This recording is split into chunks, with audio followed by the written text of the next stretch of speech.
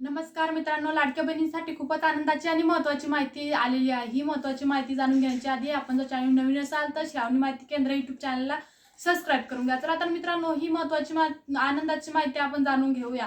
तर मित्रांनो, माझी लाडकी बहीण या योजनेचा हप्ता हा एकूण 1500 रुपये दर महिन्याला वितरित होतो।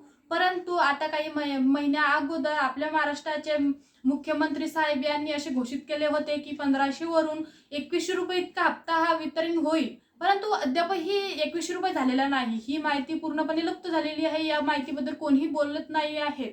तर मित्रांनो, आता मध्ये 7 जुलै रोजी एक आपण बघू शकतो की काही न्यूजपेपर किंवा वृत्तपत्रे यांच्या आधारे एक लाडक्या बहिणींविषयी काहीतरी माहिती चर्चेत आहे। ती म्हणजे 1500 वरून 2100 रुपये इतका हप्ता होणार आहे।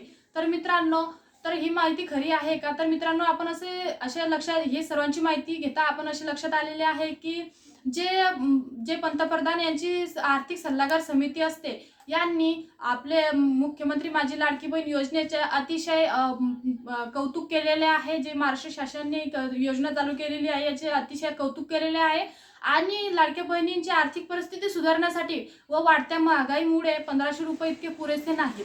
तर मित्रांनो, तर त्यांनी असे सांगितलेले आहे की लाडक्या बहिणींना 1500 वरून 2100 रुपये इतका त्यांना मानधन मिळालेले पाहिजेत, असे केंद्र सरकारचा राज्य सरकारला ग्रीन सिग्नल म्हणजे होकार आलेला आहे। तर मित्रांनो, आता पुढची जी वाटचाली आहे ते संपूर्णपणे राज्य सरकारवर अवलंबित आहे। येत्या काही दिवसांमध्ये आपल्याला ही माहितीचं संपूर्ण सविस्तर माहिती आपल्याला मिळेलच।